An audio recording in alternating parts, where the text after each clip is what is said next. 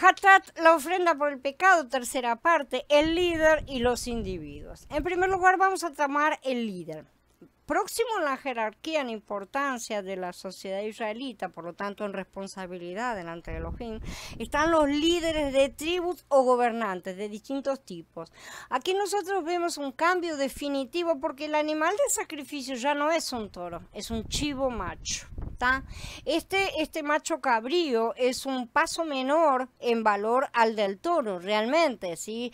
Los mismos pasos básicos son tomados. La cabra, el macho cabrío, es traído al tabernáculo, el líder de la tribu que es culpable pone sus manos en el chivo para que su culpa sea transferida sobre el animal. El chivo es sacrificado y parte de su grasa es quemada en el altar de bronce. Dice del 22 al 26 del capítulo 4 en Vayikra, en caso de que sea un capitán el que peque, hatat, error, al hacer inadvertidamente, y esta palabra es shegagá, cualquier cosa de las que por mandamiento de Yahweh no se deben hacer y se dé cuenta de su culpa, o sea, asham, o que se le traiga a su atención el hatat, pecado, que pecó, o sea, el pecado que pecó, dice, ¿no es cierto?, el hatá, traerá como su ofrenda un chivo sin tacha, pondrá su mano sobre la ofrenda del chivo y se inmolará en el lugar donde se inmola la ofrenda quemada, el olá nuevamente delante de Yahweh. Es una ofrenda por el pecado, un hatat. El sacerdote tomará con su dedo parte de la sangre de la ofrenda por el pecado y la pondrá en los cuernos del altar de las ofrendas quemadas, y el resto de la sangre lo derramará en la base del altar de la ofrenda quemada. Toda la grasa se convertirá en humo sobre el altar como la sangre del Sebach Shelamim. Así el sacerdote hará expiación, esto es kafar, que es una cobertura, recordemos, por él y por su hatat, y será perdonado. Les resalto las palabras porque lo vamos a ver en breve. Vamos a estar estudiando más a fondo el punto de cómo se traducen las cosas. Otras diferencias adicionales entre el rito del hatá para el líder de tribu comparado con el del sumo sacerdote y la congregación entera es que ciertas porciones del chivo son entregadas a los sacerdotes como alimento. Esto lo sabemos porque el Pasuk 26 explica que la carcasa del chivo debe ser usada como en la ofrenda Seba Shelamim, justamente en vez de destruir el resto del chivo fuera del campamento como era hecho con los toros. Además, el rito de la sangre, que era rociar la sangre del chivo, toma lugar en la parte exterior del santuario, ya no es llevada adentro y es llevado a cabo por un sacerdote común, ya no el sumo sacerdote. Vemos las diferencias sutiles, pequeñas diferencias, pero ahí vemos la diferencia jerárquica que existe entre unos y otros. Entonces, así porque el altar de incienso representa el gobierno espiritual, ¿no es cierto? O sea, es la conexión con el trono que se tiene, y sus cuernos la autoridad delegada en el sumo sacerdote, mientras que el altar de bronce y sus cuernos representan la autoridad gubernamental delegada en los jefes y capitanes. Por lo que con el rito de la expiación para el líder de tribu, nosotros vemos aquí un significativo paso más hacia abajo, ¿no es cierto?, descendente, en la importancia del animal de sacrificio. De todo pasamos ahora a un chivo macho, ¿no es cierto?, y en el que debe llevar a cabo el sacrificio también, ¿no es cierto?, que es un sacerdote común. Esto en comparación a los pecados del sumo sacerdote y los pecados de la congregación entera. De un toro bajamos a un chivo. Del animal completo ser destruido fuera del campamento, ahora partes del chivo pueden ser usadas para comida. Del sumo sacerdote teniendo que llevar a cabo este sacrificio, ahora un sacerdote común puede oficiar el rito. Todo lo que vamos a encontrar en Vayikra va a ser explotar un concepto estándar que hemos heredado todos del cristianismo, de que todos los pecados son iguales delante del Adón, que Elohim no clasifica los pecados, que el hurto de un dulce te hace igual de culpable que cometer un asesinato premeditado. La única igualdad que tendrán estos dos individuos es que ambos serán pecadores, ciertamente habrán cometido pecados, pero no es lo mismo un niño que dice su primer mentira que un asesino serial, o que tenemos un Elohim sin criterio, ¿sí? Mucho menos que los pecados de alguien con autoridad sobre otras personas sean iguales en importancia a los de a quien no tiene a nadie a su cargo. Es necesario comprender que todos tenemos pecados individuales. Todos tenemos pecados individuales, que se entienda, pero que los que están en posición de autoridad, además de los propios, también cargan con la responsabilidad de los pecados de los que están bajo ellos, de los que hacen cometer a las otras personas, ¿sí? Y que los que están bajo otros también sufrirán las consecuencias de los pecados de sus autoridades. Por eso nosotros estamos sufriendo las consecuencias de los pecados de las autoridades de las naciones bajo las cuales estamos como bajo yugo de hierro.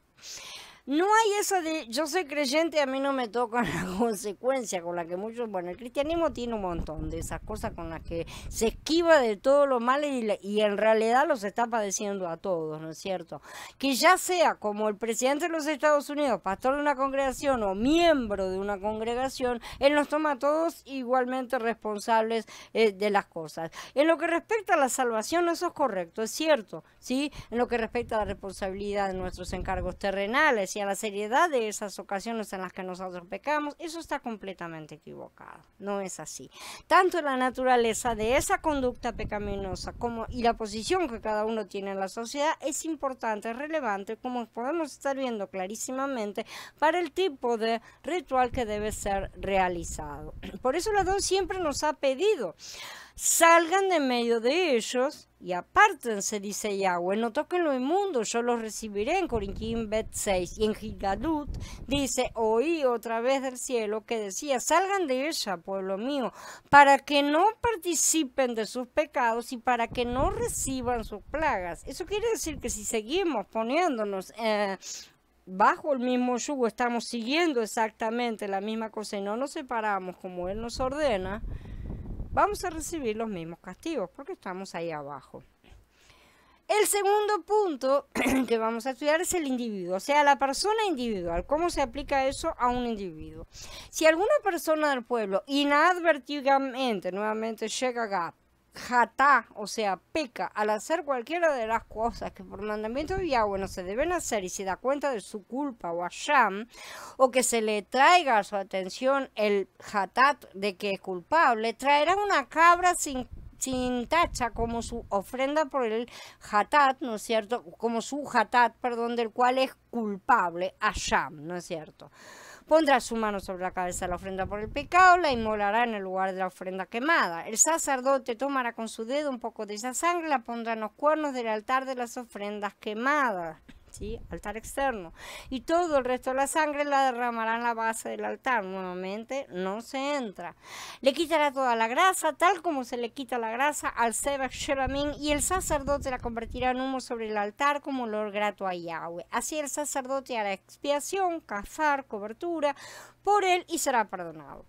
Si la ofrenda que trae por el hatat es una oveja, la traerá hembra sin tacha. Pondrá la mano sobre la cabeza de la ofrenda. Aquí se repite exactamente todo lo mismo. Si es una cabra, si es una oveja, ¿no es cierto? El sacerdote tomará sangre en su dedo. Hará exactamente lo mismo con un animal o con otro. Estos dos son los animales que están destinados al uso del individuo particular, ¿sí? Así el sacerdote hará expiación nuevamente en favor de su pecado, de su hatat que ha pecado y será perdonado. Esto está en Vayikra 4, del 27 al 35. Finalmente, entonces, desde este pasuk 27, vemos que la DON trata con los individuos, con las personas individuales, la clase más baja del hatat, por así decir. Permítanme decir que cuando yo me refiero a clase, esto no tiene nada que ver con el valor de un individuo versus el valor de un grupo de personas o un líder siendo más importante o siendo más persona que el resto, no tiene nada que ver. Esto se refiere a la realidad de los pecados del sumo sacerdote son más peligrosos en la relación de paz de Israel con Elohim que cuando la congregación entera peca, ¿no es cierto? Y la congregación entera unida en un pecado es más peligrosa que cuando un líder de tribu peca. Los pecados de un líder son más peligrosos que los de un individuo, ¿no es cierto? Porque le puede influenciar a los que están bajo su autoridad. En cuanto a la autoridad, entonces, ¿es qué se refiere? Esto es una verdad importante a la que nosotros no tenemos elección alguna sino aceptarla. ¿Mm? En los términos de hoy en día, por ejemplo, los pecados de la congregación en general de creyentes, en todas las congregaciones del mundo, es decir, en el cuerpo como un todo, llevan consigo una consecuencia mayor y más importante que lo que puede cargar el líder de uno de sus grupos. Evidentemente, si los pecados del líder de ese grupo llevan consigo una mayor importancia y peligro que los pecados de un individuo. Por favor, noten que me he salteado al sumo sacerdote y comencé con la congregación entera en mi comparación ahora, ¿no es cierto? A favor de no considerar a un maestro, pastor, rabino, arzobispo, moré o papa o lo que sea, el título que se les antoje, con el sumo sacerdote. La posición del sumo sacerdote está permanentemente, ¿sí? Y solo hay uno en nuestro Adón Yahshua HaMashiach. Ese ya pasó la prueba, fue aprobado y es el único que tenemos. Permítanme decir esto otra vez. La congregación como un entero es más responsable y crea un mayor peligro en lo que respecta a pecar delante del Adón que el líder de la congregación sobre ella. Nosotros tendemos que querer verlo de la otra manera, ¿no es cierto? A nosotros nos gusta decir, no, bueno, el pastor es el que me dijo, pero no es así solamente. El pastor va a tener que responder por su error, pero la congregación también va a tener que responder. Que quede claro, porque acá lo está diciendo con todas las letras, que si el sumo sacerdote comete un error y explica las cosas mal para la gente, ¿no es cierto? Y la gente comete un error y comete transgresiones, aún sin saberlo, porque está siguiendo las indicaciones del pastor, la gente también es considerada culpable. Que quede claro y tengámoslo en cuenta. Entonces, cuando nos unimos a un grupo, particularmente un grupo de creyentes, ¿no es cierto? Esta no es una decisión liviana. Quedarse afuera tampoco lo es, no crean. Si ese grupo opera fuera de la dirección del Ruach HaKodesh y pertenecemos al mismo, vamos a recibir de sus plagas, como está escrito, o vamos a ser castigados por sus errores, los errores de los demás. Esto no es para que todos anden como cabritas saltando de congregación en congregación, buscando una que se ajuste a ellos mismos en sus gustos, porque esa es la cuestión que hacemos la mayoría cuando andamos nosotros mismos buscando las cosas, buscamos las cosas que nos agraden, pero no necesariamente tiene que ser lo que nos agrade, lo que proviene del Ruach, ¿sí? Porque hay algunos que no buscan escapar de las plagas, sino encontrar lo que encaje con ellos. Es decir, los que ya han abierto los ojos vean que aun si permanecen en una congregación como si fuera un club de amigos, recibirán de sus plagas. No valdrá de nada argumentar que no estábamos participando. No dejes que tu boca te haga pecar, ni digas delante del malaj que fue ignorancia. Dice Coelet, o sea, Eclesiastés en el capítulo 5. Por lo que el individuo debe traer su ofrenda de hatat, una cabra, o como nos muestra el Pasuk 32, opcionalmente, una oveja también puede ser ofrecida. Un animal hembra es generalmente considerado de menos valor que un macho, ¿no es cierto?, de la misma clase. Por lo que nosotros vemos otro paso hacia abajo, otro descenso, ¿no es cierto?, en el precio de la paga por un individuo que está llevando el hatat, ¿no es cierto?, que este es el más bajo de todos. El rito que sigue ya es familiar para nosotros, porque básicamente ahí el rito es el mismo. El animal es traído al tabernáculo, el individuo impone las manos, traspasa el pecado, transfiere la culpa, después el animal es sacrificado, el sacerdote coloca la sangre en los cuernos del altar de bronce y derrama el resto de la sangre al pie del mismo, ¿sí? Los órganos internos con su grasa son retirados, quemados en el altar de bronce, y se nos recuerda otra vez el propósito de quemar las partes del animal en Pasuk 31. El mismo es para crear humo, el cual contiene un aroma agradable al Adón, ¿sí? El Pasuk 35 refuerza la práctica donde el sacerdote puede quedarse con ciertas partes de la oveja o la cabra para alimento de uso personal, como lo dice este aspecto, ¿no es cierto? El rito debe tomar la forma del Seba Shelamin, ¿no es cierto?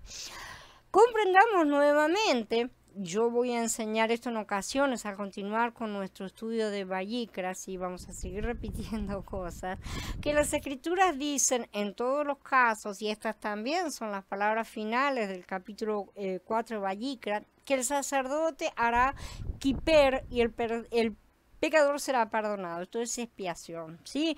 Así el sacerdote hará expiación por ellos y serán perdonados. Así el sacerdote hará expiación por ellos y por su pecado y será perdonado. Está en el capítulo 4, en el pasuk 20, en el 26, en el 31 y en el 35. Después de cada una de estas 4 ofrendas que estamos viendo. Entonces, el rito de sacrificio limpia la corrupción del que pecó y así el pecador es restaurado a una completa relación con el Padre mientras sus pies anden sobre esta tierra en su vida o hasta el próximo pecado, en este caso antiguamente.